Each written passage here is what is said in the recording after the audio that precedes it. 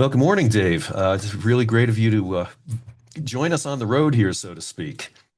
Well, thanks. I'm happy to be here. Thanks for putting up with these new surroundings.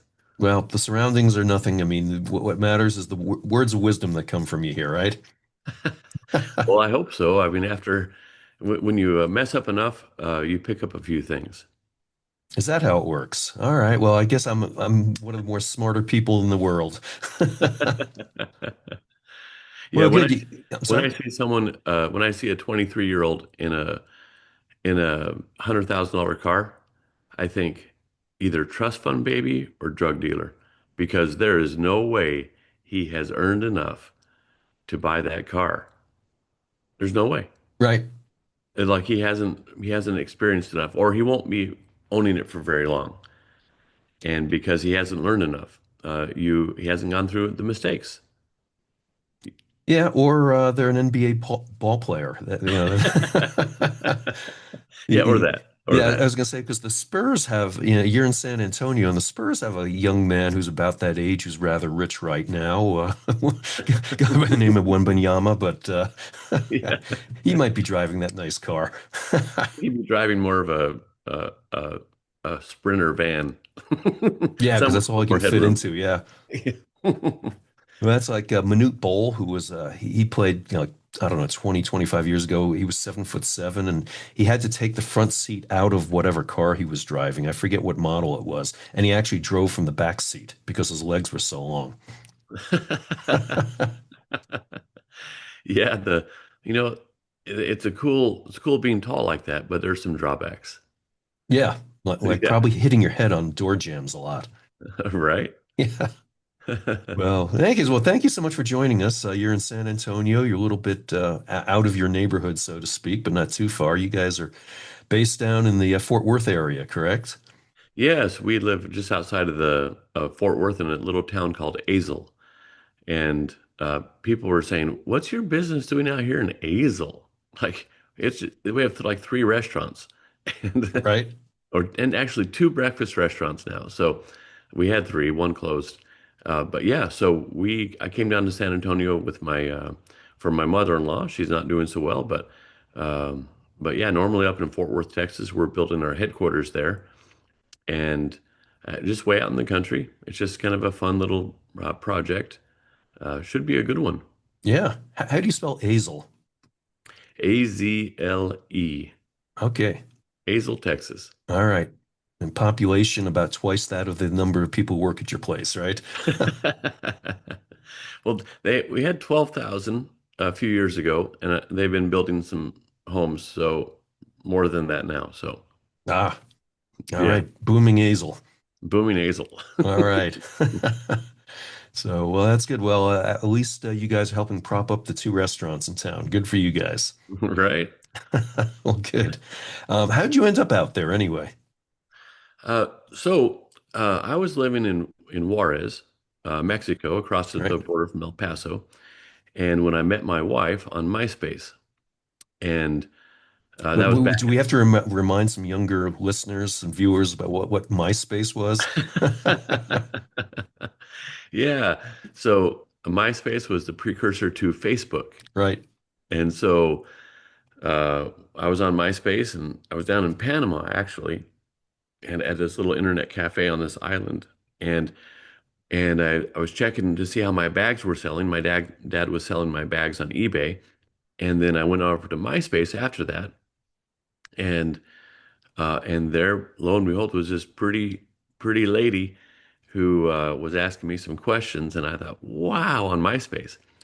And so I got back to the U.S. and got back up to Juarez, and we kept talking and talking, and I flew down to San Antonio to meet her, and well, we started kissing, and next thing you know, we, we were married a few months later, and then lived there in San Antonio for a while. Here in San Antonio. And then in 2015, moved up to Fort Worth. I had a lot of family up there, and it was more central to where employees were. And then, yeah, and then we moved out to Azle, just a little suburb, 20 miles outside of Fort Worth. And we've been there ever since. All right. Well, see, I'm a high school coach, and I warn those kids, this is what that kissing stuff will lead to, you know?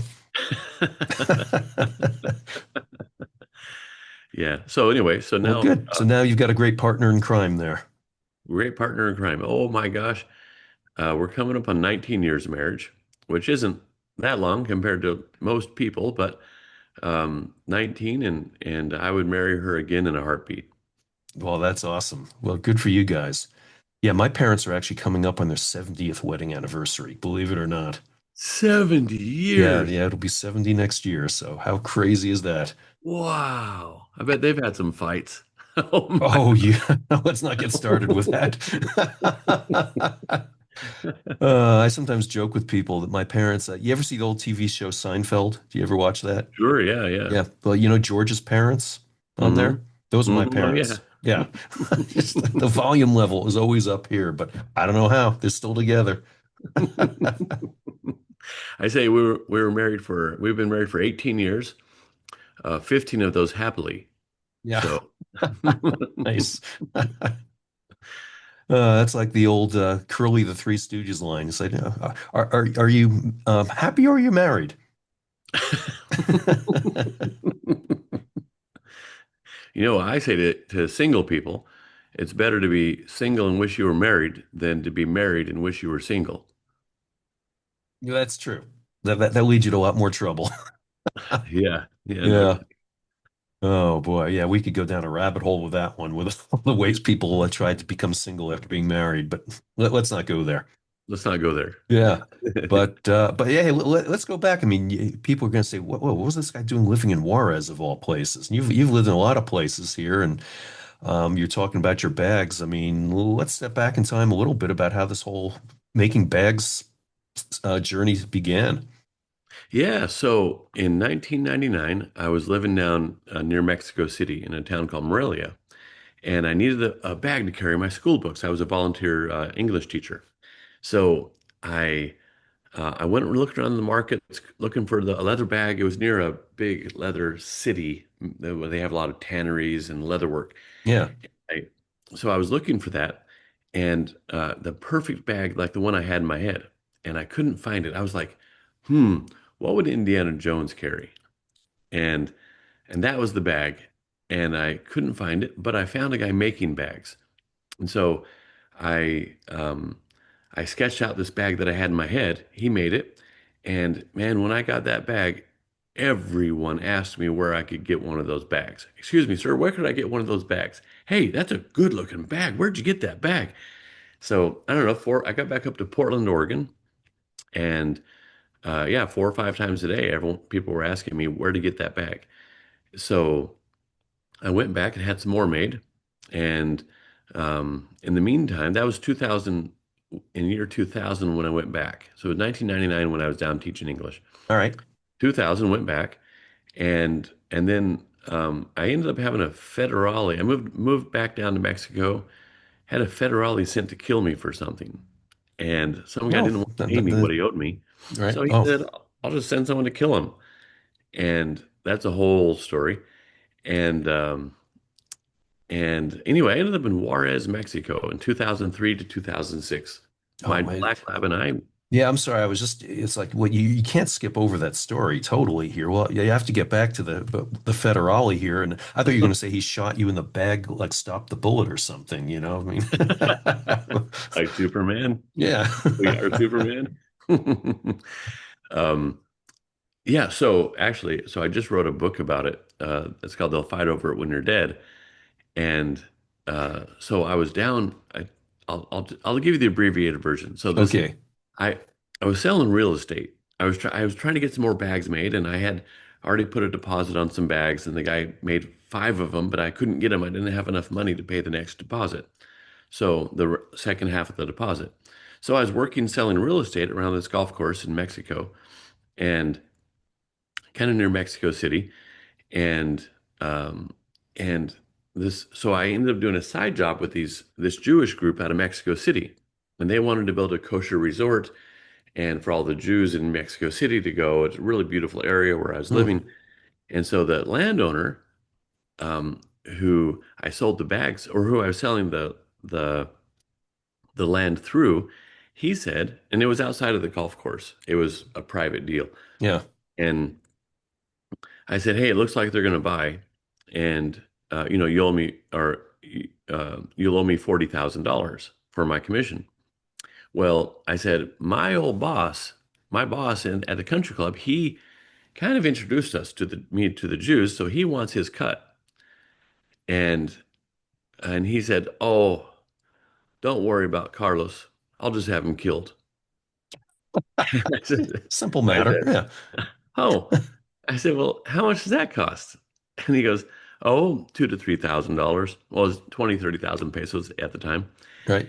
And I said, "Oh yeah, of course, you know." I said, how do you do that? How does that go about happening?" And he said, "Oh, well, I know this federale guy and some other federales, and it's like the federal police." Yeah. And he said, "I'll just have him kill him."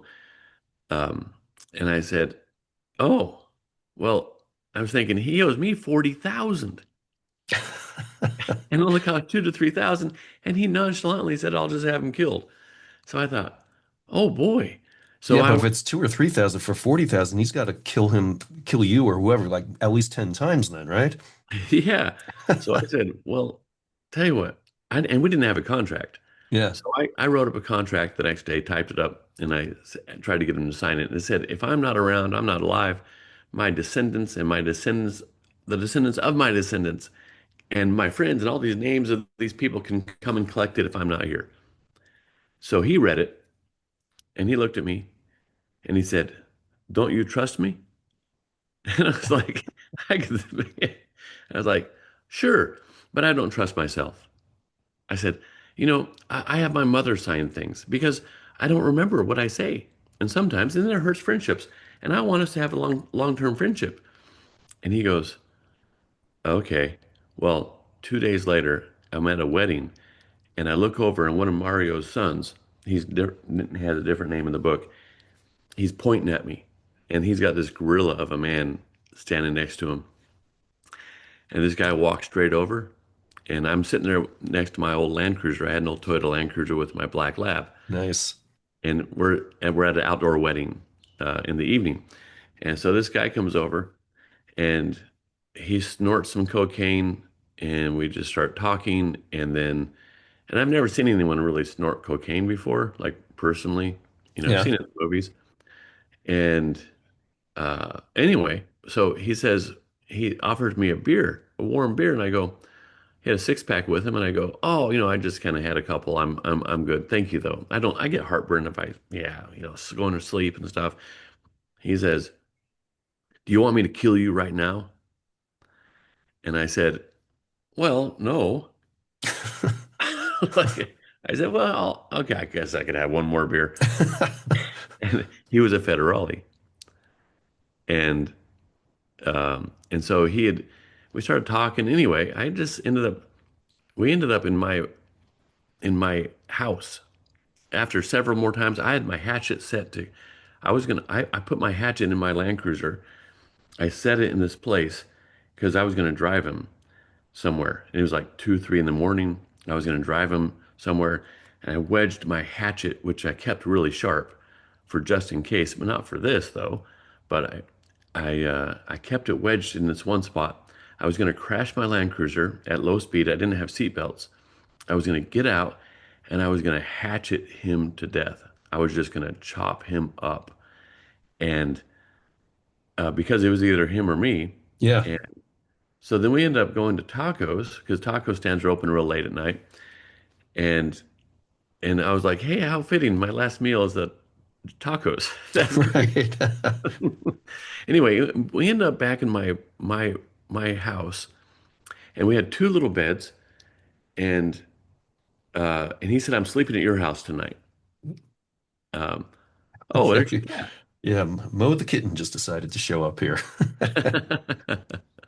So anyway, I said, "You're pretty miserable, aren't you?" He said, "Yes, I am." I said, "You're looking for like unconditional love in your life, huh?" He said, "Yes, I am." And I said, "Do you have any peace or joy in your life at all?" He said, "No."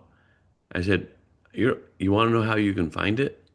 And he said, How? Tell me. And I said, well, I found real fulfillment in my life and real peace and joy and love in my life, and that like sustained.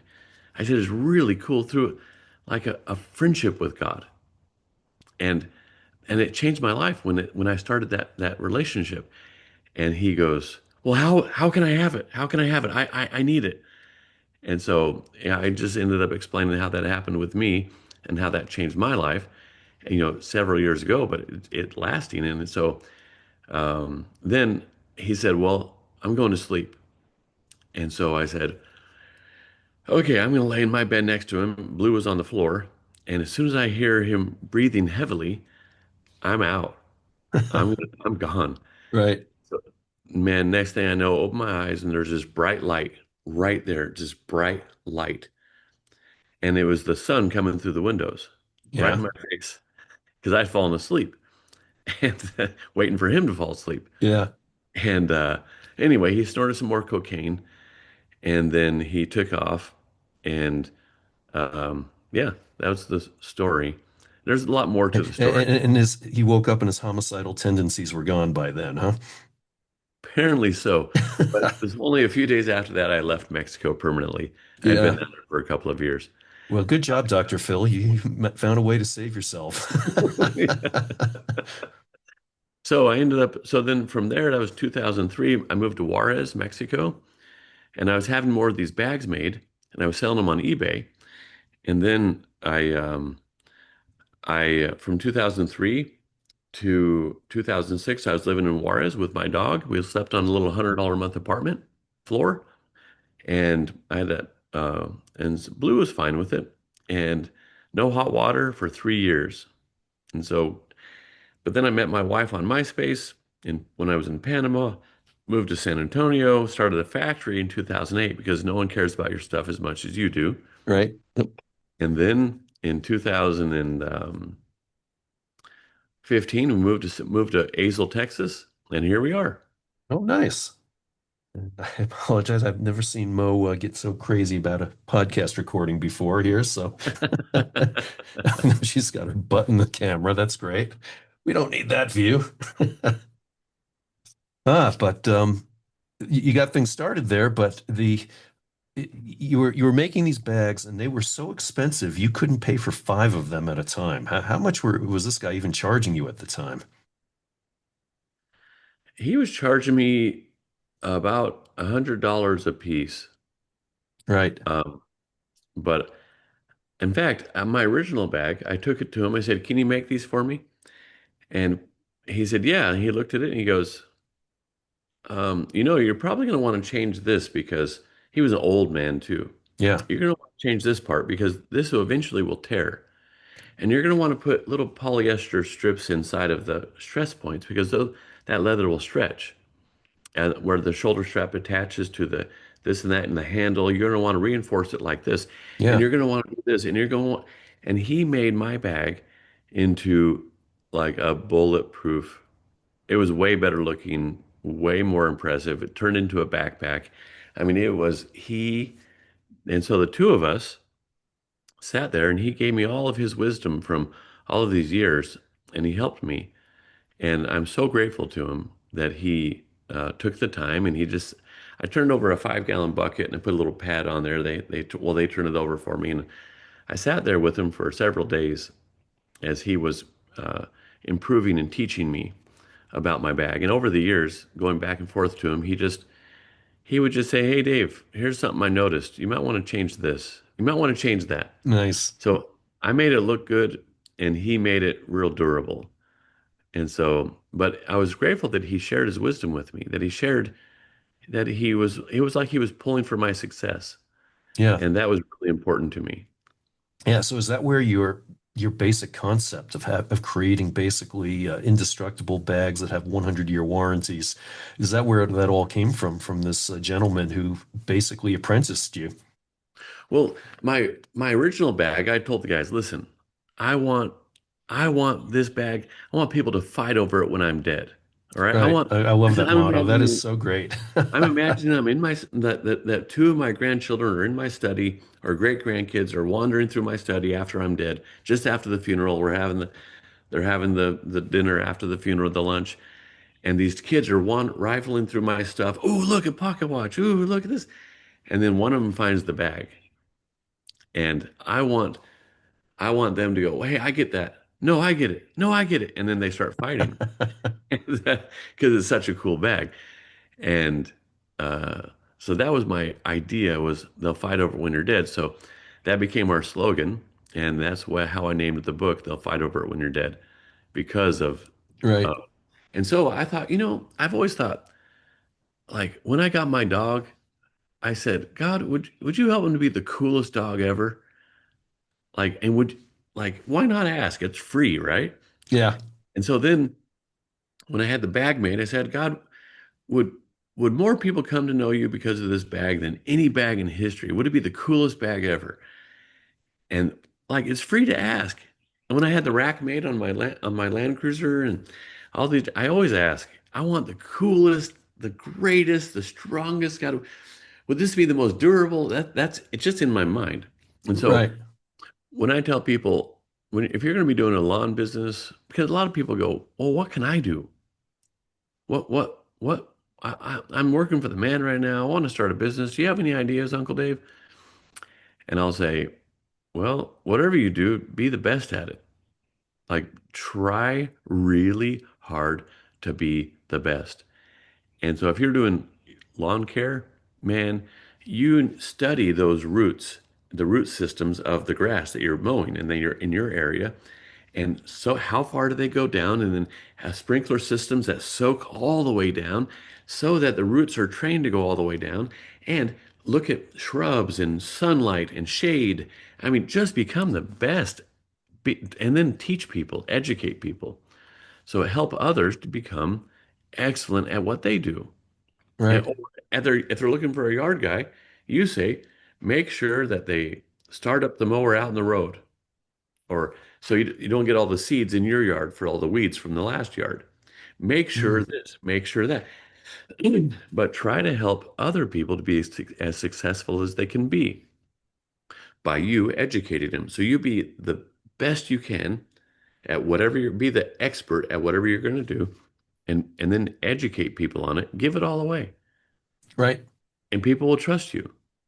Yeah. And we kind of touched a little bit upon that before we got on air here, talking about how just, basically the road to riches is by helping others, by making, empowering others, um, really thinking about, you change yourself to help other people. It's not changing yourself to try to change the world. It's, as soon as, that was one of David Clark's basic lessons that he taught is like he couldn't change the world until he changed himself first. And then once he's able to share that, then he's able to share that with everybody else and empower everybody. So, that's good stuff you're talking about right there.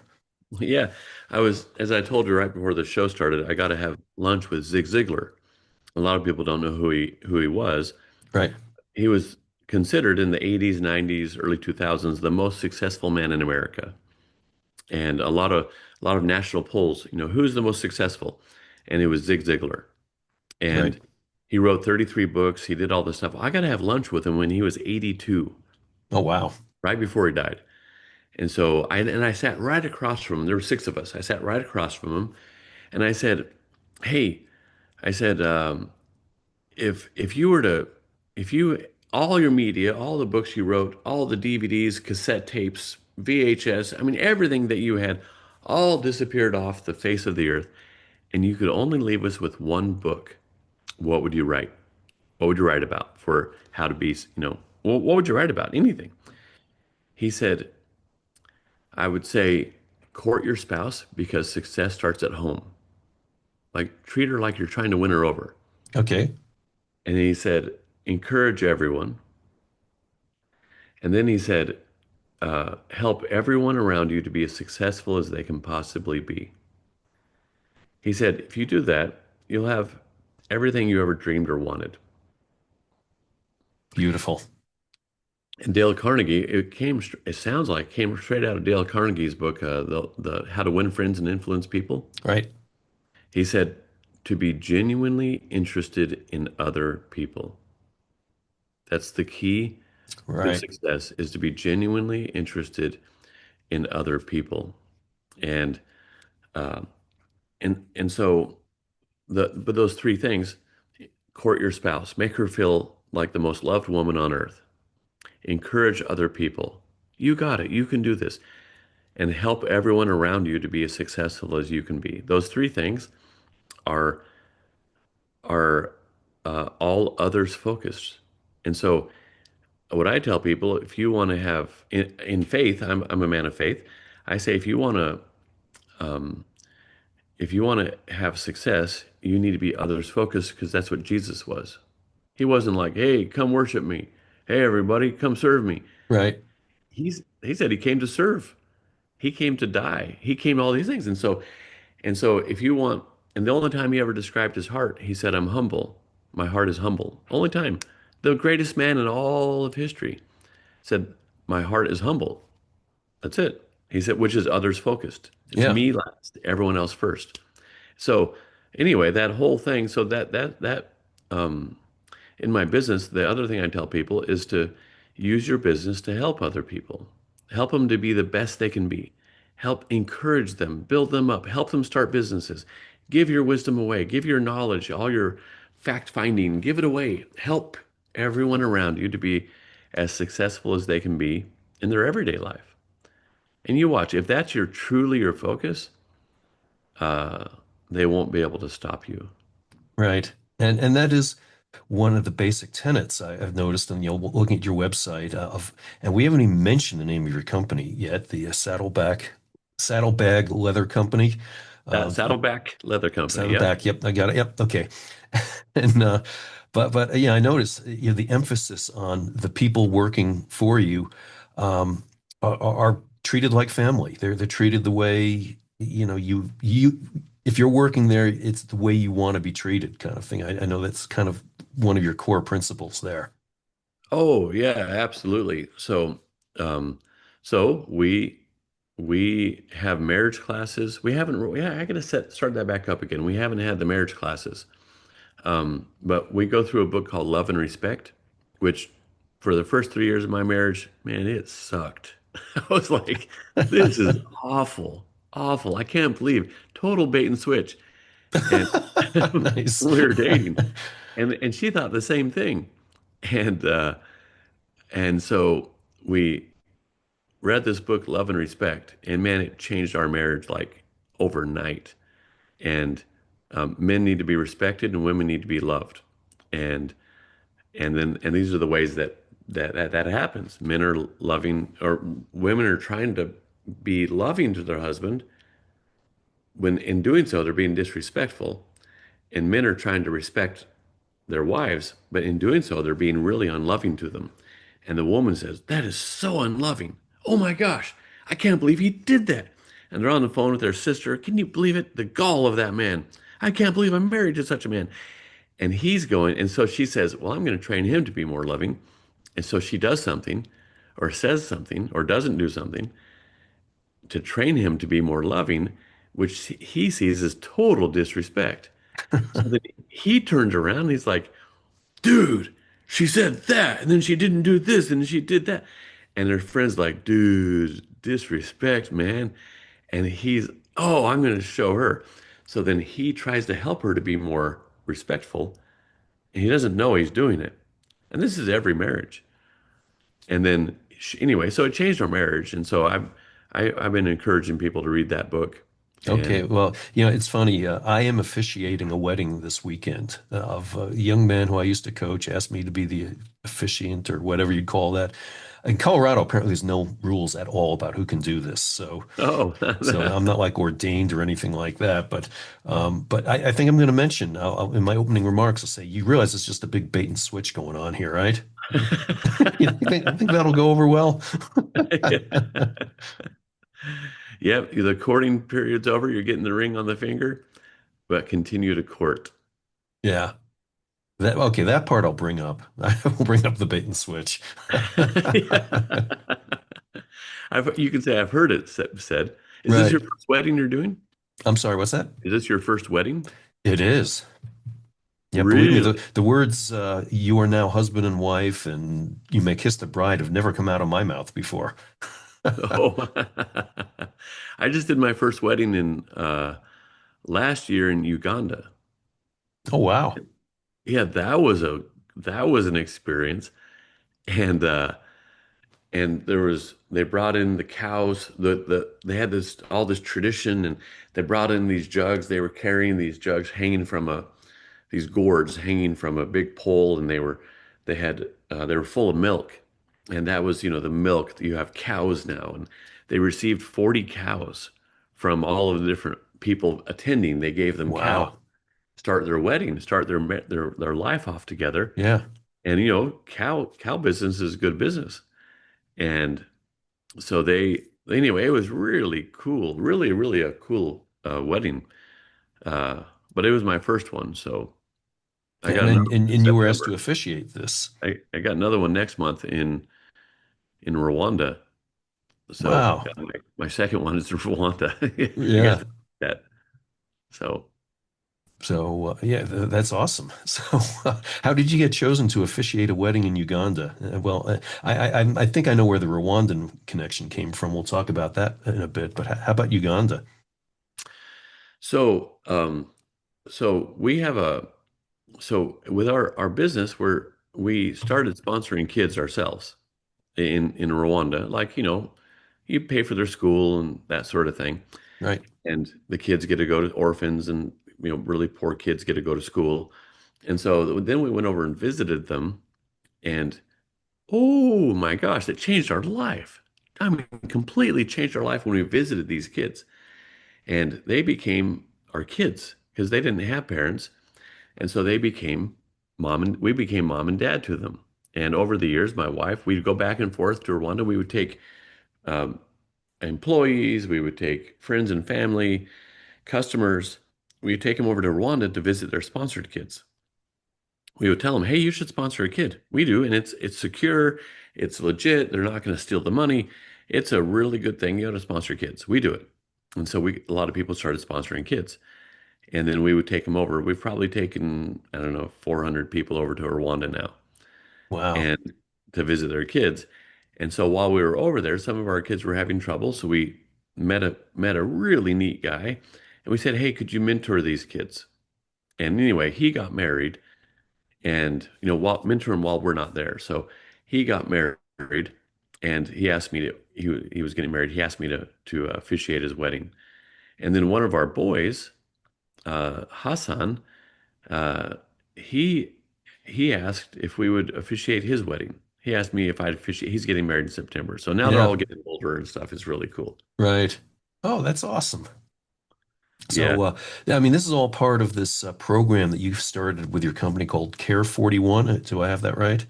Where Love 41. Love 41. I'm sorry. Yeah, Yep. love41.com. And my wife started it. We were doing Saddleback, and we feel like,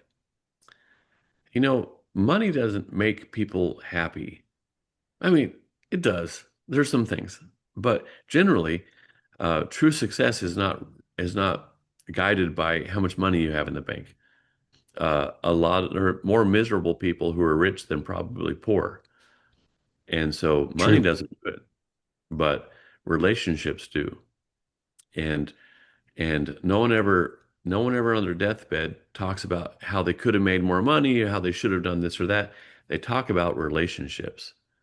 And if you don't have good relationships, so it's all pouring into to other people is I believe it's the key to success.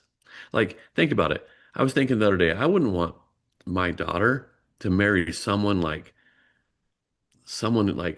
Bill Gates or Mark Zuckerberg or Elon Musk. You know what I mean? That'd be awful. I would be like, no, my daughter married horrible. Yeah. But yet they have all the money in the world. Jeff Bezos. I wouldn't want my daughter to marry someone like him, at a more younger age. Right. And so that tells me that money doesn't bring isn't the true measure of success. It's I believe that one of the big keys of success in life is how much do you help others? How much are you others focused? Sure. The self-centered people, I'm focused on myself. I'm going to be excellent, amazing. Everyone's going to be so impressed by me, me, me. That's what we say in the business is called pride, and Hmm. other people focus is called humility. And so um, I prefer the second one. I got my problems with pride. Don't get me wrong. I can be really prideful. So not mean to say that I've figured it out. Right. And I become very self-centered sometimes, very Dave focused. But man, to be others focused is where it's at. Yep, totally. And certainly when there's been more talk in these days about self-care, and certainly there's that time to be selfish, if you would, when you're dealing with your own mental health, because the only way you can help others is if you're in a good spot yourself. And so to me, that's where the selfishness quote comes Yeah. in that you're making sure that you are able to be able to help. It's kind of like I heard this recently. It made sense. It said, well, that's why you put your mask. They tell you on the airplane, put your mask on before you put on the mask of somebody else with you, because you can't help them if you're out there, unable to breathe yourself. You got to tend your own garden before you can help everyone around you. Right. No, absolutely. No, that's a yeah, if you're not healthy, yeah, nobody's healthy True, around you. true. Yep. So So, one so your Love 41 organization your wife has founded there, they're helping lots of people out there, particularly the Rwandans, and I think you've got some. I think they're helping folks in what Juarez and in Fort Worth. Do I have that right? yeah, so we've got a school down in near our factory in Mexico. And so way back when I was teaching English at a school, that was only a couple of hours away from where we are now, where we started our factory. So we started up one of those schools also. And then we have a private like a homeschool curriculum. It's all in English school. So all these kids who, man, could never, neighborhood kids and kids of our employees, they could never ever have learn English. They could never even most of them never finished like third or fourth grade, sixth grade at the max Yeah. before they drop out and start working. And so most of them, like 82% of them, graduate from high school instead of like 23% graduate high school Ooh, that's a big normally. difference. Yeah. And so, and a lot of them go on to college. And so we have the school there, and it's Bible centered. So we teach them values and virtues. We teach them. So we have focuses on being generous. One week will all be about being generous. The other one next week is about helping people. Next week's just good, being a good others focused citizen. Right. Yeah. So no, we and here's the cool thing. I'll hop in bed at night and my wife will say, "Guess what? Guess what? I heard from Manuel, and he said that one of his students and the parents and this and that." And we hear all these cool stories. Or in Rwanda, they're, "Hey, did you know that Atanas said this and Jean-Claude, this is what happened to him, and he started his own. He adopted a kid, and Imanishimwe did this, and so it's really cool to hear these things. Oh, I bet. Yeah. Uh, But it's not about, I mean, the reason I even talk about it is because I want other people to do it too. As right. we're just doing it, and I don't want to hide what we're doing. We just do it. But it's not so that people will say, "Oh, that Dave and Suzette, they're just good people. Man, they're really good people." No, it's so that they'll do it too. That's the we want other people to be thinking about how they can serve other people in their own business.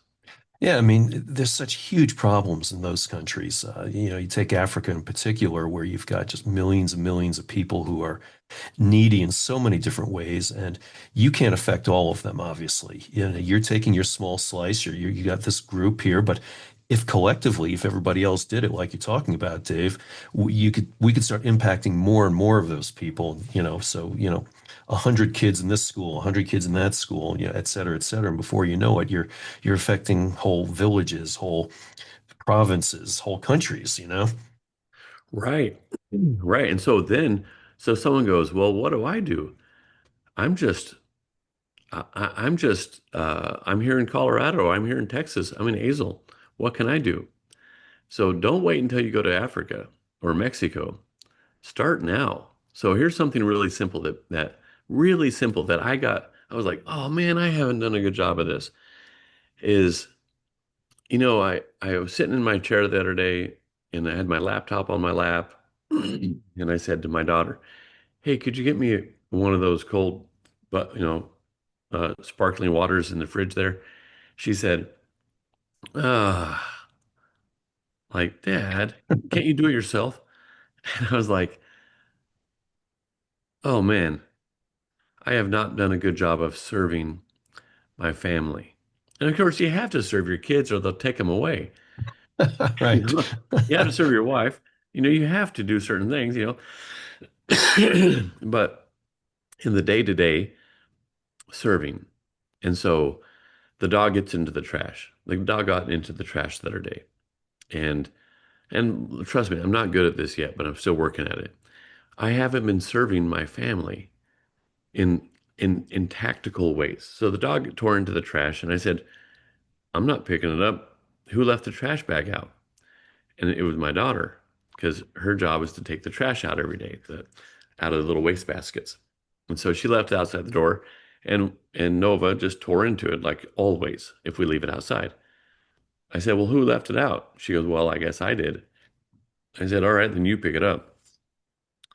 And so she went out down to her tent. We live in tents, and Right. they're out in the country. They're really nice tents. But so she went down to the tent, and I thought, you know what? I'm going to serve her. It was an accident. She just empty-mindedly, just absent-mindedly left it out. So she got back, and I picked up all the trash to serve her, and making coffee for my wife in the morning, and making the bed for my wife, and I'm just trying to serve. Right. I've had this new thing. It dawned on me about 6 months ago that I've been an awful leader in my family of a servant. And so, but I'm not, I'm others focused in like the country of Africa, the continent of Africa, the country of Mexico, my employees, I'm going to serve humanity, but I haven't had a servant's heart to serve in little ways. I've been me focused. You guys serve me. And Mm. so if someone wants to start, why don't you start by serving the people around you in tactical ways? Hey, could I get you some more milk? Hey, would you like the last one here? I'm fine. I'm done. Hey, could you and start serving the people around you? And that's where I believe true success starts. And so, yeah, for me, I've been very self-centered. And so I was thinking, do I want my daughter to marry a man who serves her, or do I want her to marry a man who he expects her to serve him all the time? Well, Right. that was really obvious answer to that question. So I thought, well, I better do it then. And I'm going to show my son how to be a husband and how to treat his wife by serving her. So, yeah, I've had that's recent bringing it down to me. Like, am I a servant of the people around me? So Right. let's start there. So I'll throw a little devil's advocate at you here a little bit. Like, I mean, if your daughter married Mark Zuckerberg, boy, he could really serve her well with, everything from, yachts and vacations and fur coats and what have you, right? So wouldn't that be a great servant? You know, actually, if a person doesn't have the character to handle money, it'll destroy them. Oh yeah. So sometimes I've seen money, I've seen money be the worst thing in the world. Kate Spade sold her company, Kate Spade, for her purse company for $2.3 billion dollars and then committed suicide the next year. Wow. Money, things, possessions, that doesn't do it. People collect, collect, collect, me, self, self, self, and it doesn't make them happy. It just doesn't do it. But not, and that obviously that's different from taking care of myself and getting myself healthy. Yeah. You absolutely have got to do that. If you want to have healthy kids and have them have a healthy marriage and have them have, they're going to just be just like you. And so to get, yeah, absolutely, you got to get healthy yourself. But secondly, but one of those things is taking the focus off of self and put the focus on the self of others around you. And that's a healthy person too. Yeah, totally. So, you're living a process. There's no end to the process. You're learning about yourself, how you need to be. Basically, it's kind of like that ripple effect. The old drop a pebble in the water, and the ripples emanate outward. You've realized you've got to start right at home. In terms of, you want to be able to serve out there, you've got to be a better servant at home before you can start taking on those larger and larger circles that are moving out across that lake. Oh, absolutely. And a lot of people say, "Well, what kind of good can I do? What can I do to help others?" And I say, "Dude, start at home. Start with your neighbor. Go to your neighbor and say, and there's trash all over the yard, or their garbage cans down by the curb because the garbage man came. Wheel their garbage can up to their garage. Little things, serve them. Right? Don't start serving those people around you. Help other people to be as successful as they can be. Be focused on other people. And I think a lot of people's problems are stemmed in self-centeredness. There's one thing to be self-focused and be healthy, but some people take it too far that their whole life is about their self. And I want to impress people by how capable I am at work. And so I'm going to work all the time. And while the self of my kids, the self of my family is tanking, but myself feels good.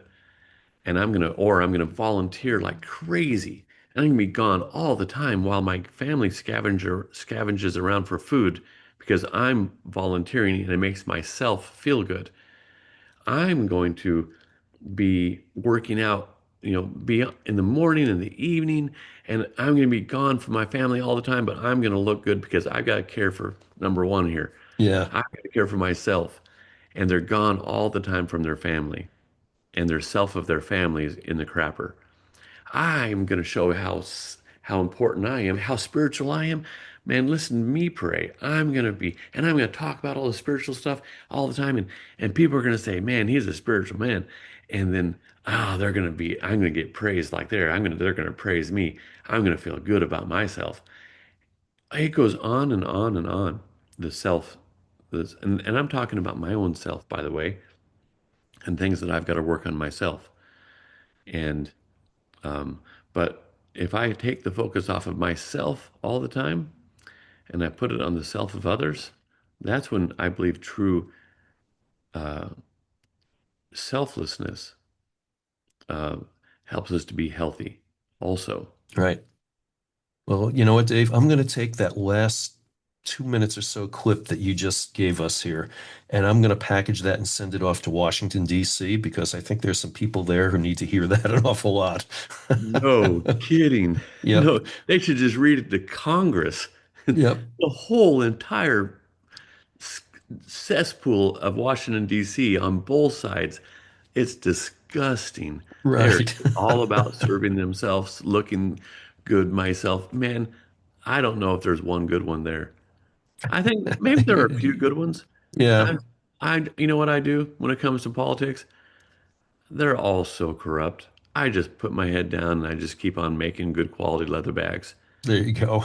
I've been That's, I've been trying to just watch sports and play sports, during all this, and it's like now they're like trying to like impede on sports even. I'm like, God, just stay out of this. This is my one refuge from all that stuff. oh man, and who's getting bought off?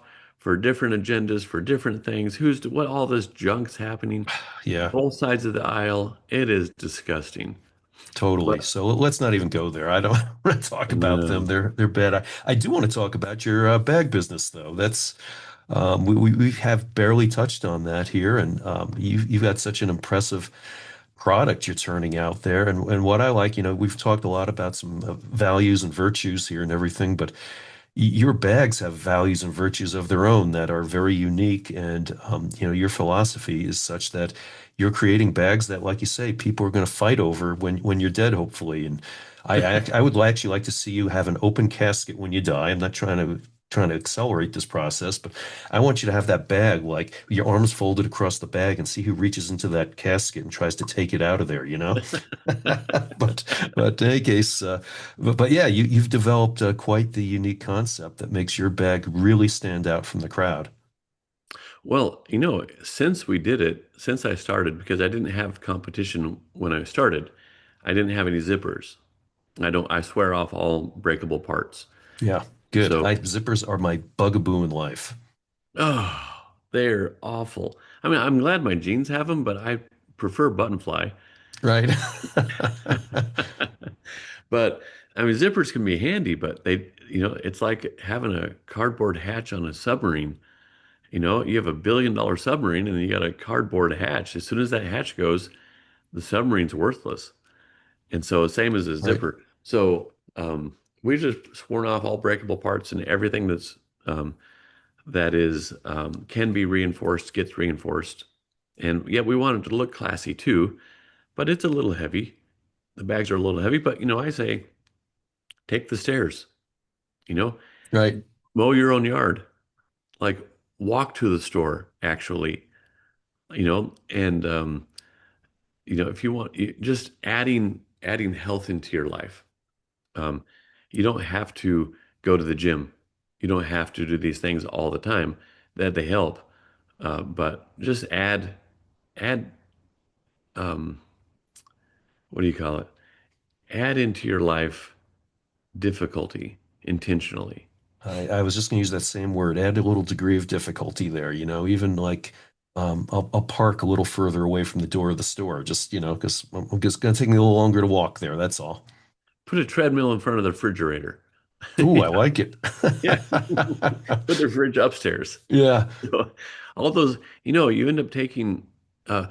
We launched some shoes made in Italy, some really cool old World War I military boots, and they're really kind of old fashioned. You can wear them to a wedding, and you can wear them out in the garden, and they're a really cool boot.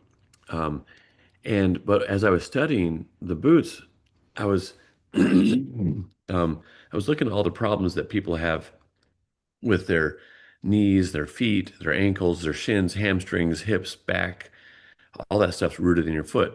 And if you have bad shoes that make you want shoes like barefoot shoes are becoming a big deal. Minimalist shoes or anatomic shoes are becoming a really, really big deal. And you want to walk like you are when you're barefoot.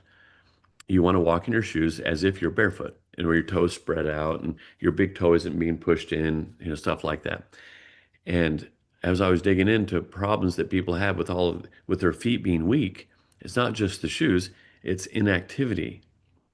And if they're not pressing down on their foot and letting their arch expand to contract and expand to contract because they have inserts or something like that, then but also, if they just sit around a lot and they don't walk, they don't move. They just walk back and forth to the car.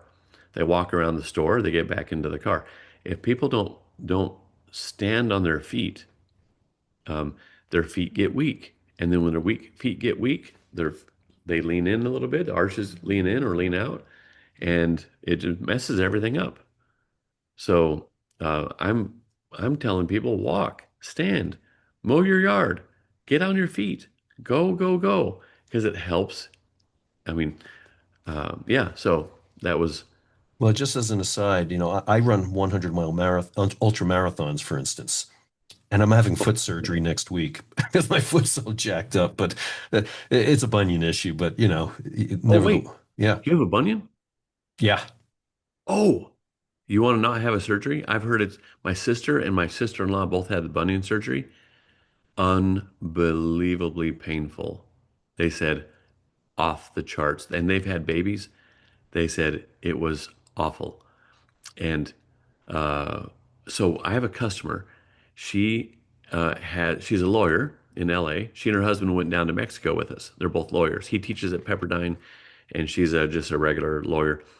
And she said she showed me her feet, took her socks off, and husband and I were all at after dinner. We're having coffee, and on this really cool place. And she said, "Yeah, I've got bunions," and she was going to have surgery until she started wearing barefoot shoes. Fixed it. Right. She's pain's gone, all that's gone, and it started letting her toes come back to normal again. When you're the big problem with the bunions when your shoe pushes your big toe over, and then and the bunions go away. It's called repositing. The blood flow once your toes are allowed to go straight again. It fixes it. So our shoes. In fact, let me show you something real quick.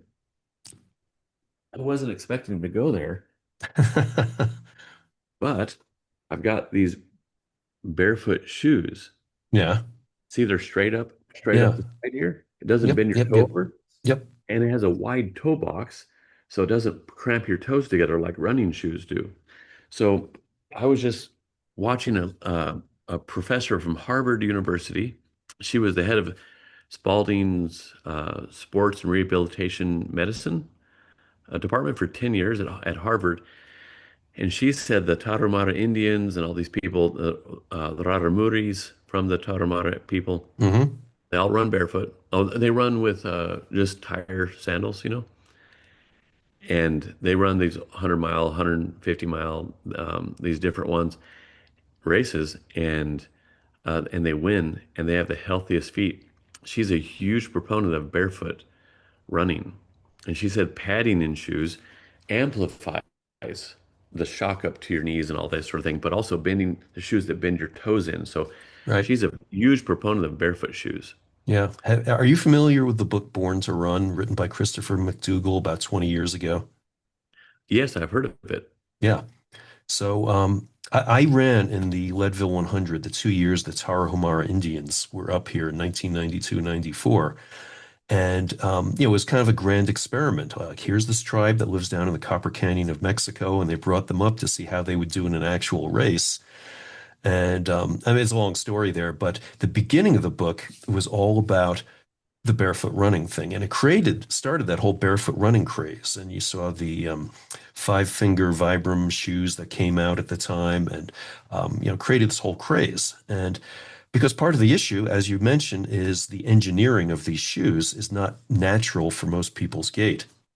And there are some shoes out now that emphasize the wide toe box. In fact, that's why I've been wearing those a lot now because of the issues I've had. My bunion's actually on the small toe side, so it's kind of Oh, whatchamacallit bunion, a tailor's bunion. But like companies such as Ultra and Topo have been making wide toe box shoes, but I've actually been wearing these shoes called Velocis, which were invented by a guy down your way, a Rice University cross country runner. Needed a wider toe box, but because the other shoes had zero drop, basically, no heel lift, they were really irritating his Achilles. So he invented his own shoe brand. I mean, talk about a ballsy thing to do. And yeah. so he's just got these shoes out beginning of this year, and I've been wearing those around. But yeah, I've been wearing these wider toe box shoes. But yeah, I mean, obviously for decades I've been wearing these over-engineered shoes that have been squishing my toes together, and probably has contributed to the issue I've got there. And unfortunately, I'm at the point here though where I tried a non-invasive surgical procedure, and the bone has never bridged together. So now I've got to have Oh. surgery to actually have a screw and a plate put in there, and it's not like normal bunion surgery, which yeah, I've had friends who've done that. It's awful. I don't anticipate this one's going to be great either, um, but still, yeah, I've got to have a bone graft done and all this stuff here to try to just get this thing to actually grow together, because the bone has now been straightened, but it didn't grow it back together again. So You know what? A great friend of fun. mine, a Yeah. guy used to work for me. he was having neck pain for a long time and he didn't Hmm. take care of it. His mom told him, "Hey, you weenie, you weak man, what are you complaining about that neck pain for?" Whatever. He is a horrible. He was like, "Oh, I can't believe I listened to my mom." So he just dealt with the pain for like 8 years. And when he should have gone in and got adjusted and stuff, but they said it was too late. What happened? He was in his kitchen and he started not being able to walk anymore. He couldn't stand. And so he got in a wheelchair and he was in his kitchen and he just ended up leaning over in his chair Right. and he couldn't function anymore. He's been in a hospital bed for 2 years now. Oh, wow. And they said you should have taken care of it when you were younger. If you would have taken care of it when you were younger, but the bones in your body has adjusted to a point where you can't take care of it anymore. Like the body can't Mm, readjust back out. right. And so it sounds like that happened with your toe, with that bunion. If if when you were 20 years old and you're running, if someone would have said, "Hey, try these barefoot shoes or minimalist shoes with a little bit of heel," or stop using the arch support or that kind of thing, it seems like it would have helped. Yeah, or if I'd listened to my mom, who for 40 years has been telling me to stop running, but it's, Well, it's that brought just you a lot wasn't of going to joy, happen. hasn't it? It's Yeah. brought you a lot of joy, hasn't it? Oh, of course. No, it's that's why the theme music of this podcast is Born to Run. So it's that's part of my DNA at this point. So yeah, no, I love to run, whether it's up on mountain trails, getting to see nature's beauty, or if I travel to a European city, or I've run in places like Morocco or the Canary Islands, or through Ecuador, Peru, whatever. It's to me it's so fun seeing places just out there on my feet running around, and been in some beautiful places, and I've run in places like South Africa that are sketchy as anything, but it's still part of the experience. Oh, that's great. So where most people hike, you run. Exactly. And so when people think it's crazy for me to run that far, I'm like, I'm just doing what you're doing hiking, just at a faster pace. Oh, that's great. Yeah. That's So, great. yeah, you bet. So, but yeah, no, those shoes you showed me though, those are not regular running shoes. Those look like they were leather though, aren't they? Or Yeah, yeah, these are so what happened with me is I had I had knee pain for about 20 years. Knee and then hip. Sometimes I'd be in bed, I'd have to change positions because my hips were too sore. mm, Um, and I had plantar fasciitis. I had Achilles tendonitis, on and off. My big toe would hurt sometimes. And then a friend of mine made me a pair of boots, that old World War One pair of boots, that were very orthopedic. And I didn't really understand even what the word meant. And but it turns out I had weak arches, so my arches had gone flat. And anyway, he put them on 2020. He traced my foot. He's a famous shoe designer. Traced my foot and made me a pair for me. They fit my feet perfectly. I was nice. like, wow, this bespoke pair of shoes is so cool. And so man, they look so good. I was like, these are great looking. That's the nicest pair I've ever had. And his shoes are anywhere from 800 to $1,600, which I was like, oh, whatever. That's just marketing. It's not. I come to learn it's not just marketing. Sometimes the shoes themselves will cost $300, $500 just to make them. Yeah. Then you got to sell them. So anyway, I put these shoes on and I was like, man, these are good looking. And I started dressing nicer and I started because they don't go well with cargo shorts. So Right. and t-shirts. So I started wearing nicer clothes and I started wearing vests and waistcoats. And then people were going, Dave, I like your new style. You're looking pretty sharp. And it started making me feel good, my shoes. Yeah. And then so then I just fed into more and more confidence and different things. And so then after about 4 months or so, I was like, wait a second. When's the last time I had knee pain Or hip pain. Yeah. or hip pain? Yeah. Man, my feet, like my toes, my Achilles tendon, plantar fasciitis. I mean, like what happened? And I couldn't believe it. And so I asked Julian, I said, Julian, what happened?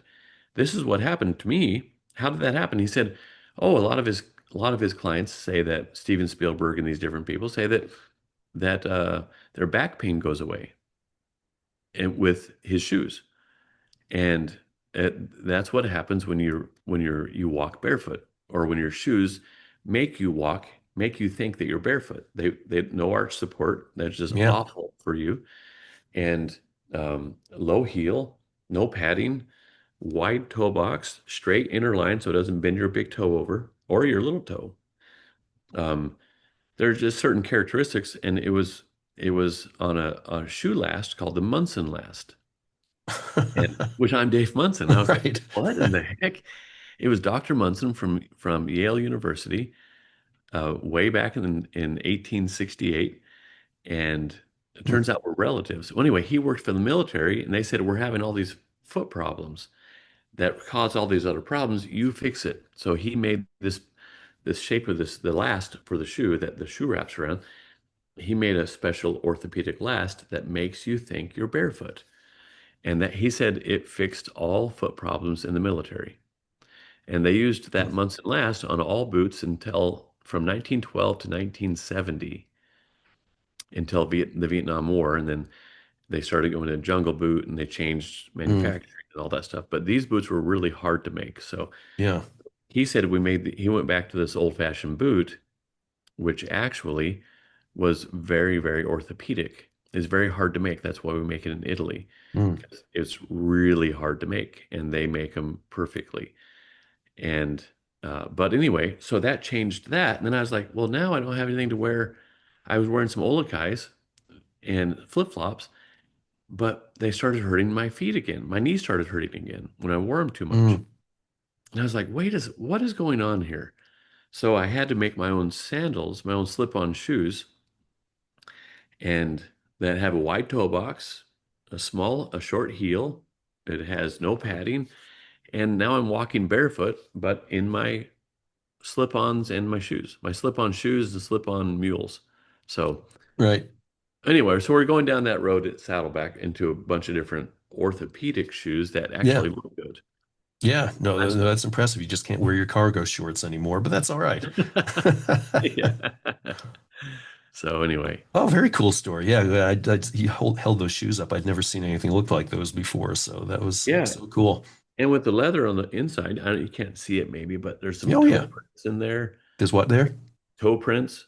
Yeah, And you yeah. can see where my arch doesn't touch anymore. Right. It used to be flat, but my arch has gotten strong again from walking barefoot. Mm, You have to in that's huge. Yeah. barefoot shoes, even the Vibram shoes with the toe Yep. holes, you have to go, you have to ease into it. I wore these for 3 days straight when I first got them, for about 7 miles, walked about 7 miles a day, and just walking around Guadalajara, and my arch started burning. I was like, oh, brother. Right. So I put my other shoes on, and then walked barefoot on the grass. And then anyway, I ended up wearing them again and again. But you have to work your way into barefoot shoes. Any kind of shoe change you make, you definitely have to make, alternate and work your way into it for sure. Yeah. Well, that's great. Yeah, Well, yeah. yeah. Okay. So yeah, we did go down this path here, which I've loved, but let's talk about your bags because speaking of leather that does the job there, Oh, yeah. So uh, we don't really advertise much at all. right? We're going to start doing some, particularly for pilots and lawyers. Lawyers, they buy a lot of our bags. Um, but generally, everything's word of mouth. Right. So people, I go, how'd you hear about us? They go, well, I was walking through an airport and this guy had a bag and I stopped him. We went and had a beer and da da da da da. And next thing I know, I'm buying a bag. Or, or Right. my boss, or I got one from my wife, got it for me. I took it to work, and everyone at work now has one of the bags. And so just a lot of word of mouth. We're really blessed that way. And Right. so if you're going to do something well, make it look good too. There's no reason it has to be dumb looking. That's true. And so, You mentioned pilots in particular. Why are they interested in this product? well, we have a flight bag. It's called a flight bag, and it stays open next to their seat. So they don't have a lot of space there. Right. They want to be able to look straight down into their bag, excuse me, and get stuff out. They don't want to have to fumble around, lift a flap up. They don't want to have to unzip something and then Mm, the zipper stays shut still, but they have to push it open. They want it to stay wide open. It holds their headphones. It's a lot of spaces for just grabbing stuff. You don't have to unzip anything. So interesting. All right. it's really popular with pilots. One of our bags is. We have a barrister's briefcase, and lawyers. It's the perfect lawyer bag. So we have certain bags that are kind of tailored towards certain professions, and they look good in court. And I had a lawyer send us his story, and he was in court, and the judge, while they're arguing, the judge said, "Hey, I need to see you after court." He's like, "Oh crap!" He's Yeah, gonna right. approach the bench. And after the everything ended, he goes up there, and the judge says, "Hey, where'd you get that bag?" Of course. So it's more of an Indiana Jones style. We're going into James Bond Yeah. also. Right now, it's what would Indiana Jones carry? And it's professional. He's an archaeologist. He's a professor. Um, it's more casual. We're going into what would James Bond carry? And it's more refined. It's uh, more English. No zippers, of course. It's tough. It's James Right. Bond that bleeds. It's kind of Daniel Craig. It's not, you know, Not Sean Connery. Yeah. it's not Sean Connery, Pierce Brosnan, never bleeds. It's it's a manly bag, but it's more refined. It has fewer edges, shower or the edges are painted, and it's a little cleaner. It's a shinier leather. It's more for the boardroom.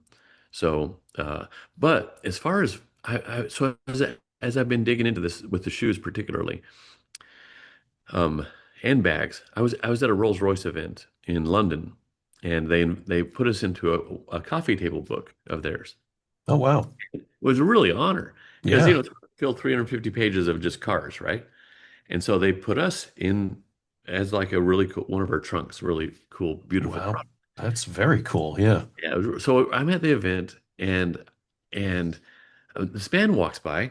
He was at the Grosvenor Hotel. It's like the one of the nicest hotels in the city, and this man walks by in a really nice suit, real nice shoes. Walks by, probably late 30s, and he's carrying my first big boy job briefcase with him, and it's like straight out of college, kind of thing.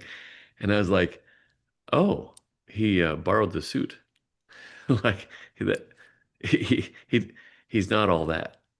But doormen look at people's shoes, and they can tell with how far it's been cut in on the sides and the shoes. They say, okay, he's all that. This man, as they hold the door and someone comes in with crappy shoes, they say, he's not all that.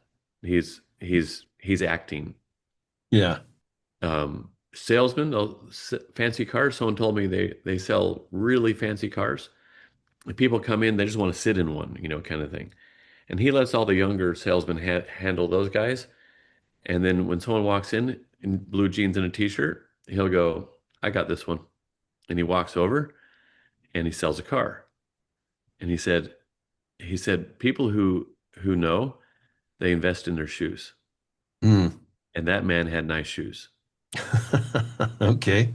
He had quality shoes. No wonder why I never get treated with respect because I'm always in my running shoes. So people who know. So what happens is one of the things about self, I think treating yourself right and beginning to work on yourself is also what happened to me when I started wearing nice shoes. And not necessarily my shoes, but nice shoes. Yeah. I was like, hey, I feel better about myself. Hey, you know what? And I was kind of walking with a skip in my step. In college, I used to have this pair of boots. this square-tipped black railroad boots, and they had a ring on the side, engineer boots. And I mean, I felt so cool when I was wearing those things. And I go play pool. I played better. I played better pool when I wore those boots. I mean, Yeah. I'm gonna kick someone in the ear. That's what I'm gonna do. I just felt like a tough guy when I was wearing these boots. But when you wear nice shoes, it makes you wear nice clothes, and then you feel better about yourself. It's amazing. So I've read articles about this, and there are whole studies on. They'll take a picture they'll see someone with shoes, different styles. They'll say, "Tell us about yourself. Who are you?" And that, well, how much do you make? What do you do? What's your self-confidence? What's your family like? Everything. And then they'll take a picture of the guy's shoes and they'll ask people, tell us about this man. Tell us about what you think about this person. Not seeing his face at all. And they would describe that man. He's ambitious, he's successful, he's these. And so people, there are big studies on footwear. Um, and Hmm. it gives you a level of confidence and of something that maybe was lacking. And it happened to me, and so then I started digging into it. It's a big deal to dress nicely. Yeah, I I've always believed that part you're talking about dressing nicely. I've never though really focused on the shoes part before though, and actually with this wedding I have to do this weekend, now I feel a lot of pressure because now I think I need to go in my closet and take a look at the shoes and see if I have a really nice pair for this. So I have the confidence when I'm up there. But yeah, no, I never really paid attention specifically to the shoes, but I could actually, yeah, I could see what you're talking about totally. it's the root. You can't have nice shoes. Like I was like, I have nice shoes now. Now I've got to wear nice clothes. I was Right. like, honey, hook me up. And so she started buying nicer clothes. And but if you have nice clothes, and you can put on dumpy shoes, but if you have nice shoes, you've got to wear nice clothes. Right. So, So what drives me crazy right now is you turn on, like Sports Center, for instance, and you'll see these guys, talking, there'll be a group of five guys talking about the latest thing in the NFL or the Major League Baseball, whatever, and they're wearing suits, and then they wear basically sneakers with the oh, suits. isn't that awful? It White drives me sneakers. nuts. Yeah, the white shoes, the white sneakers, whatever, with the suit. I think it's the worst look in the world. I hate it. It feels trashy. It's like putting onions on ice cream or something. Oh, Yes, right. it's that's going to be that's like the faux hawk that people will wear for a long time. That's Right. it went away. It was a bad thing. A mullet. It was a phase. It shouldn't have happened. But fanny packs. I'm not a big fan of fanny packs. Some So, people so are you very guys are not useful. making fanny packs, huh? We don't make fanny packs. That's- Yeah. But if you have to have them, I understand, but I go across the shoulder. So, yeah, that's but good. anyway. Yeah, actually, what other products do you have there? I mean, I noticed on your website you've got quite a few different out there, and they're all kind of based on those same kind of concepts, which we can talk about here. But tell more about what you've got there. Yeah, everything's lined in. So we have briefcases. That's our main thing. We have minimalist briefcases and we have big fatties. And then we've got duffel bags. Everyone's traveling somewhere. And yeah, that didn't work so well during COVID. Go to meeting bags and travel bags. Those Yeah. are our main things. And oops, leather backpacks. Um, and we've got, yeah, of course, belts, wallets. Um, yeah, our belts, a lot of shooters, people who like shooting, law enforcement, that sort of thing. Anyone who will have a holster on their belt, they love our belts. We have a 100-year Mm. warranty on everything. So your wallet wears out, you get another one. Even rocks wear away, but we make them so that they don't wear out. Um, belts, Hmm. we have people they'll write in. I've had my belt for 12 years now, and it's just finally broken in. It's great. So we have yeah. So basically, briefcases and duffel bags. We do beautiful trunks. Um, that are just for the living room and small trunks. I'm coming out with a brand new, very large trunk. It's like, and it stands up like an armoire, but yeah, you could lay it at the foot of your bed.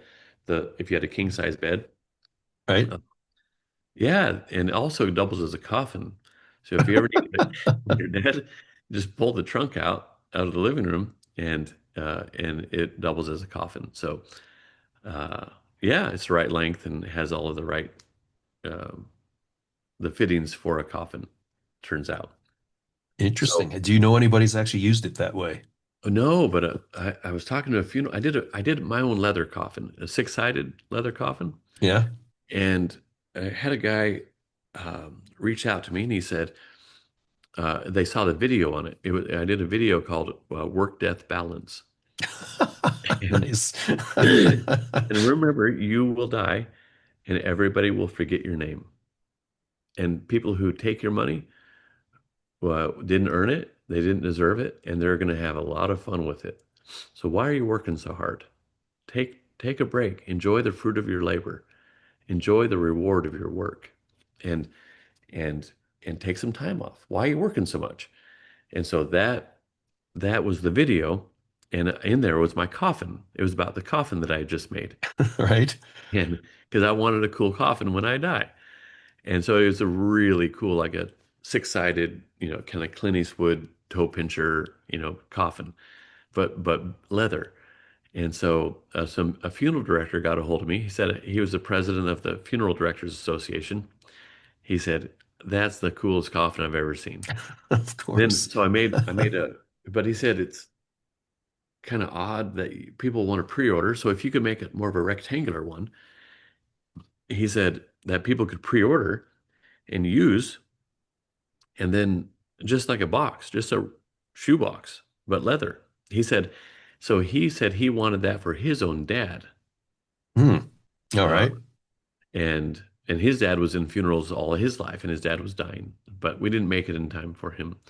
But he said that's going to be really popular. So probably going into some urns and coffins, some leather boxes, uh, like leather box, memory box things. Anyway, I'm working with him on some other funeral things because we did the video a long time ago, and we're just now getting around to it. So Oh man, I think I would crank up the line though on the coffins there. I mean, it's a growth industry, so to speak. So I mean, there's always going to be demand. So um, graveyards and grocery stores, there's always yeah, a demand for those. yeah, exactly. So I could definitely see that. You know, that that's a great idea. I love it. A little expensive, but you're not trying to sell to everybody. Um, Well, but you're down there in Texas there. I'm sure the Jerry Joneses of the world would definitely spend the money for a good leather coffin. well, actually, a really interesting thing here. The death rate here in Texas, it's 100%. Yeah, that's incredible. What are you guys doing? I know. About 3 million people a year die in the US. Yeah, 2.8, 2.9, something like that. I think it's been a lot more recently, the last few years, but it's a lot of people or everyone dies. And so um, it's just a matter of you know, and so a lot of people go, "Oh, I'm going to get cremated." I'm for burial because it's like you're honoring a life. It's honoring of a life. It's not necessarily. Sometimes you just got to spend a little money, and I think sometimes, eh, I, my wife wants to be cremated. I want to be buried. It's just a personal preference, but right. I'm I have my coffin. It's all ready. There you go. Good. Well, I don't want to be cremated because I don't like the heat. So, Heard a guy say, a comedian say, they asked me if I wanted to be buried or cremated, and I said, surprise me. You're right. Nice. People go, you and your wife maybe you shouldn't travel on the same airplane, just in case something happens. And we're like, what about the business? What would happen with the business? I go, I don't care if I'm dead. I couldn't care less what happens with the business. Yeah, right. Yep. Surprise Everyone me. will find another job. Yeah. Who cares? Right. So, Oh, hey, this is the first time in this podcast I think I've ever started talking about this kind of a morbid subject like this. This is great. You know, putting a smile on it anyway. well, at the end of your life, if you have success in your life, you'll be surrounded by people at your deathbed. You'll be surrounded by people. You'll have it's the people that matter. It's the others around you. Who cares if you die with six-pack abs, with a great heart rate, you have all this sort of thing, but you haven't cared about other people, then you've not had a successful life. It's very true. But when you're buried, you'll be surrounded by people too. You'll be surrounded by people too. Oh man. Well, your products. Let's go back to that for just a quick bit because I'd really love to focus on the great things that you guys are doing there, besides coffins. Um, what is it about your product? I mean, besides the fact they look stylish. I mean, I know I was reading before about how, well, they don't have holes in them, for instance. They don't have lots of those points of failure that, if you go and buy a made in China backpack or, over the shoulder bag or whatever, that you're going to experience with those. And there's a reason why you can guarantee your products for 100 years, Yeah, so we use a leather a little thicker than boot leather, right? than typical boot leather. It's usually around 1.8 to 2 millimeters, and that's plenty thick for boots.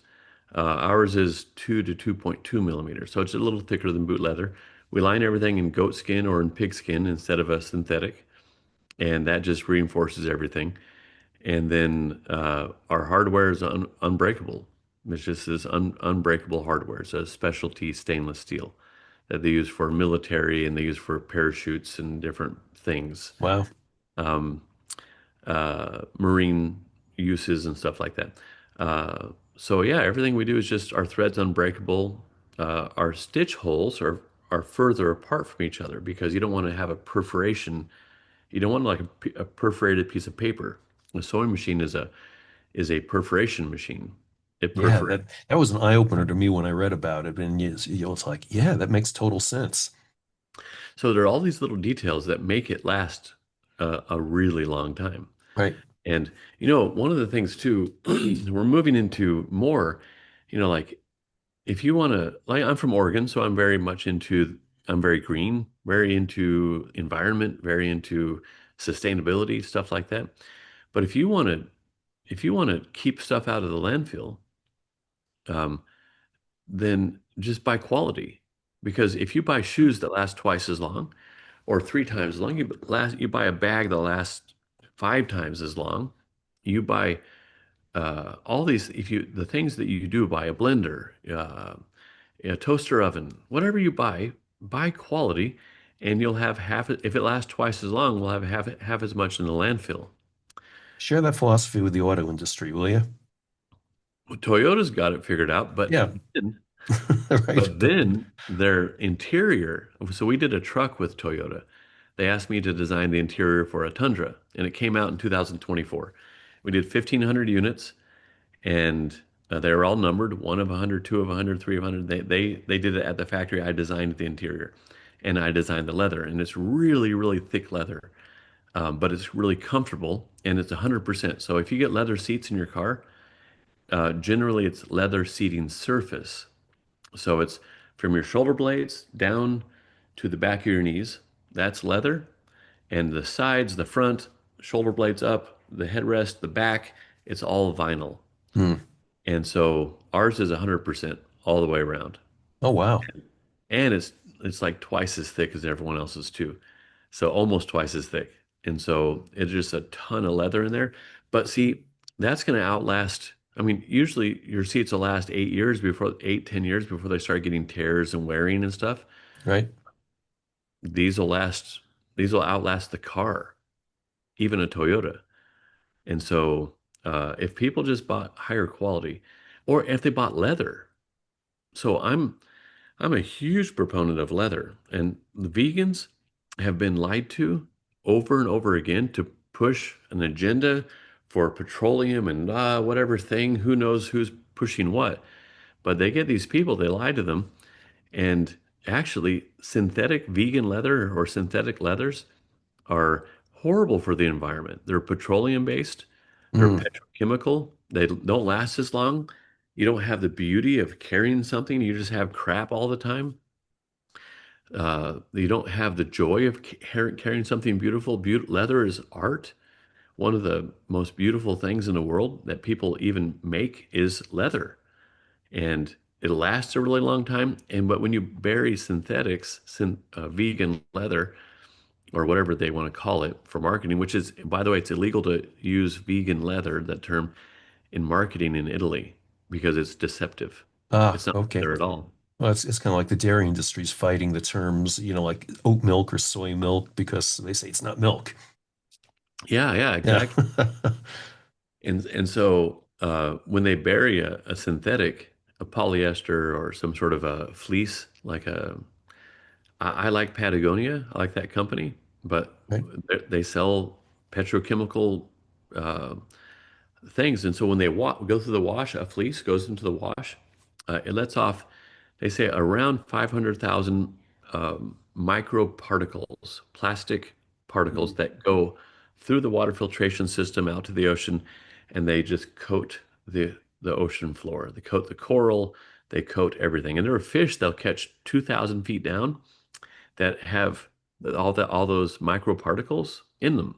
Mm. So and then when they bury your fleece or bury your whatever vegan thing, it takes up to, or at least 200 years to decompose. You're just burying. So whether you throw your trash into the ocean or you throw it into the landfill, it's littering. Period. Yeah. Whether you can't, because you sink it to the bottom. Let's say someone sunk a bag of plastic down to the bottom of the ocean. You'd go, shame on you. Well, what about you throwing a bag of plastic into the ground? Shame on you. Yeah. What's the difference? And True. so, Yeah. Good point. and so, but leather, man, it'll turn back into dirt in 1 year. You bury leather, Yeah. it gets wet, starts decomposing, worms get in it. It's natural. It turns back into dirt. It's the responsible thing. Leather is the responsible material. And every year they throw about in the US about 5 million hides into the landfill. And all the CO2 gases, all the carbon that it emits, um, that is, if you could take that and make it into something that lasts for 100 years or 30 years or 20 years, anyway, Right. you're only helping the environment. Leather is the most sustainable, the healthiest for you, for your emotions, and then, I mean, have it socially, it's just great for you. It's great for your bank account. Buy nice or buy twice. Right. Right. So we say for our bags, it's one of the most responsible things you can do if you can't afford them. Um, and we don't wholesale to stores; they'd be a lot more expensive if we wholesaled. So anyway, Yeah. buying leather in general, it's the right thing to do. And That is so interesting. Yeah. buying vegan leather and all that, it's almost wrong. I understand if not, you can't go buy 100% leather, and sometimes it's fun to waste. Yeah, I just like to break things, throw things, waste things. Right. I'll go have an expensive meal sometimes, and I feel bad if I didn't eat the whole thing. Sometimes you just want to have a nice thing. There's something that you like, a yellow nylon backpack or something like that. Yeah. That's But just in general, I say try to add more leather into your life. It's the responsible thing to do. Wow. I was going to say, take that little tagline you just had there and put it out at the local sex shop down the street there and have more leather in your life. Sorry, didn't mean Oh, to pervert your whole message there at well, I all. looked up I looked up leather museum in the United States. There's one in England and there's one in Germany. I looked up and see if there's one in the US. Just don't do Google images on that one. Okay. There's a leather sex museum in Chicago, I guess. Yeah. Oh, well. Oh, well. Hey, Oops. but they're being very environmentally conscious, so that's good. Right, right. Very environment. Those guys care about the environment. Yeah. Yeah. Exactly. Well, So no, hey, thank you for that education there. That's really good. I never really gave a thought to, like you say, if you take your Patagonia fleece and throw it in the wash. Yeah, look where those particles are ending up. And there's obviously a lot more focus now on microplastics that get into not only the environment, but then they work their own way into our own bodies. Ultimately, because they kind of move their way up the food chain. Like you say, the fish eats it, and then the bigger fish, and somebody catches it in a tuna net, and it ends up in our can of tuna fish or whatever. But yeah, once it's in the environment, it's going to come back to us in one way or another. yeah, I would say let's just keep it in the form of oil. Yeah, right. There you go. It's the healthiest also. And so you're and our body is the for is our skin is the biggest organ that we have, and our feet are very absorbent. And so there's a study that my kids did in homeschool, and you cut up a garlic and you put it into a bag, a plastic bag, and you seal it around your feet, around your ankles. In 15 minutes, you'll be tasting garlic, and because your feet are very absorbent. So, Yeah. but what's happening when you have synthetic shoes and all the padding, all the foam, all the petrochemical um, synthetics in your feet in this hot and moist, uh, just like bacteria bed? So leather, bacteria doesn't grow on leather. It's antibacterial. Mm. So we don't have, so my shoes never stink. I haven't had stinky shoes for years, and they smell like leather. Right. So I was wondering if you have stinky feet, does that contribute to bad breath? Was my question. I don't, it's a neat science thing, Yeah. but having synthetics in your shoes is awful for you. But having leather lined or goat lined or any other natural thing lined, canvas lined, is actually really good for you compared to having synthetics in your feet that are just absorbing into your body. Wow. Yeah. So, here I am walking around in my running shoes all the time. Although I think back to the years of when the Tarahumara were running Leadville 100. At one of those years, I can't remember which one, Rockport became a sponsor of the Leadville Trail 100.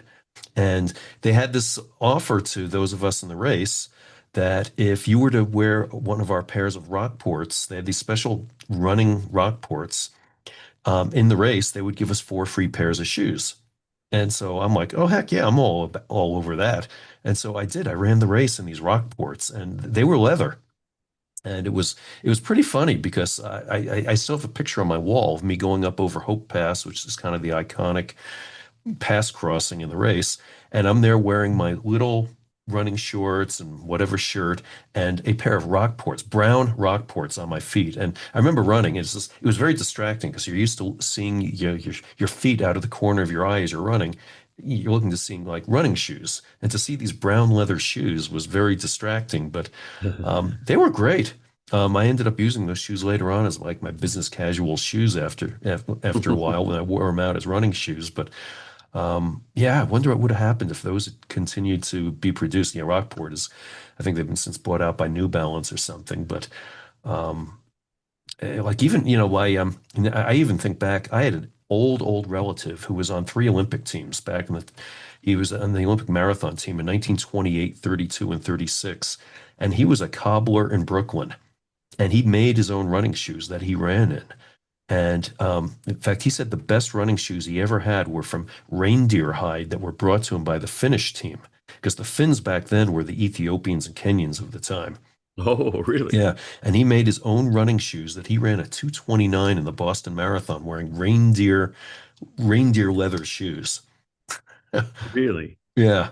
Well, I'm going into shoes. We have a new kind of a hiking boot coming out, but it's orthopedic.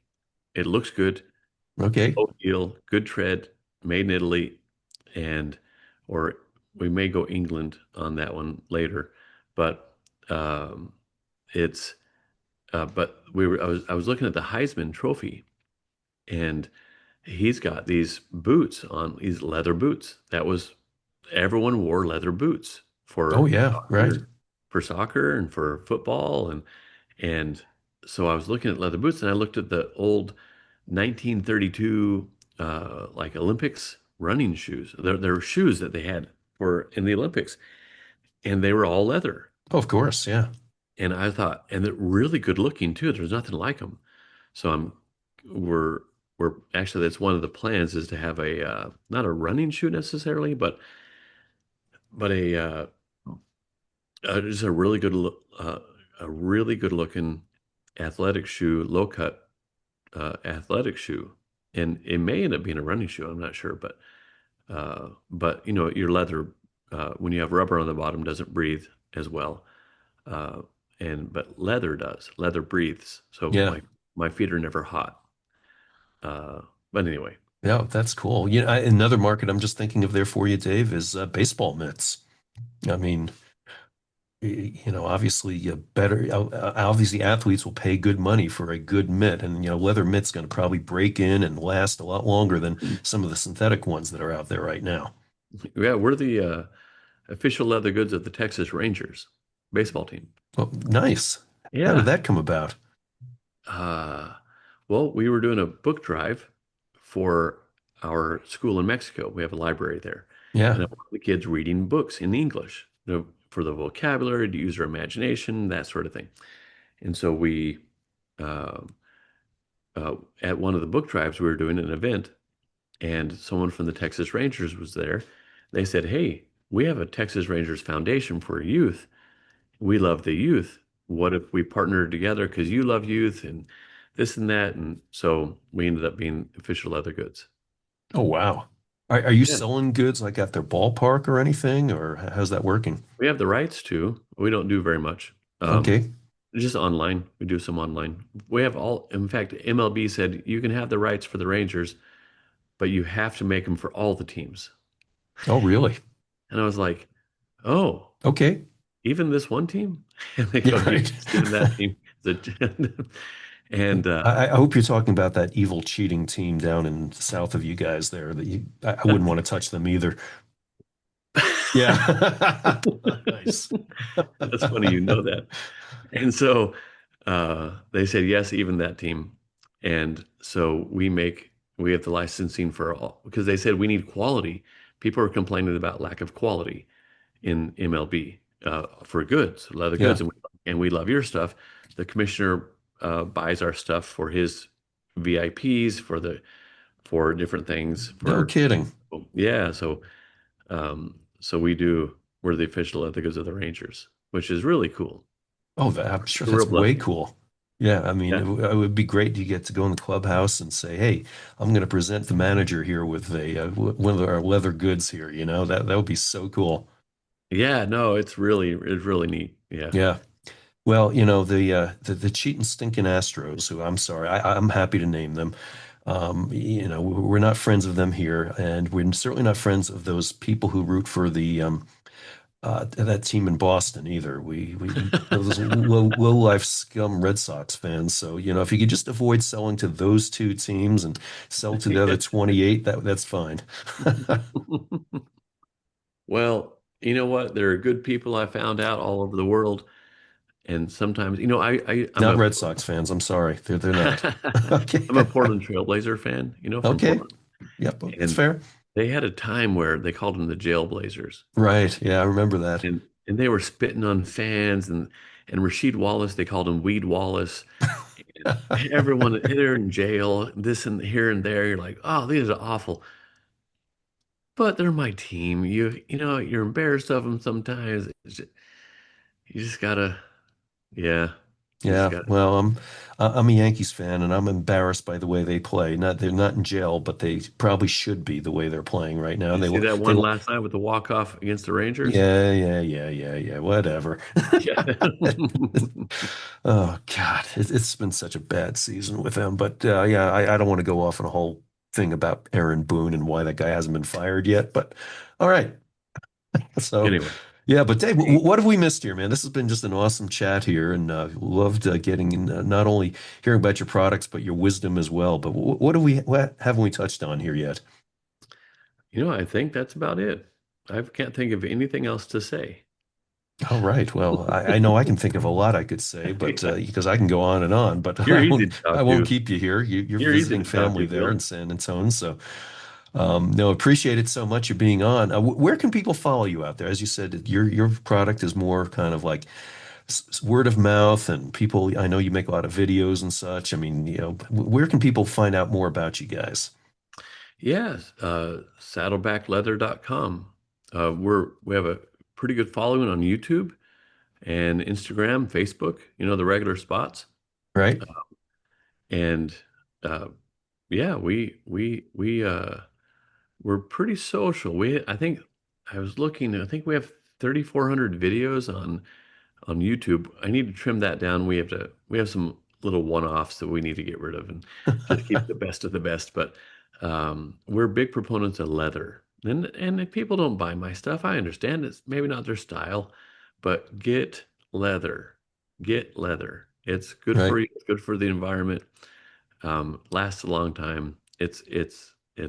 Yeah, we're big proponents. So we're yeah, uh, we love leather. I get it. Yeah, get leather. I like that.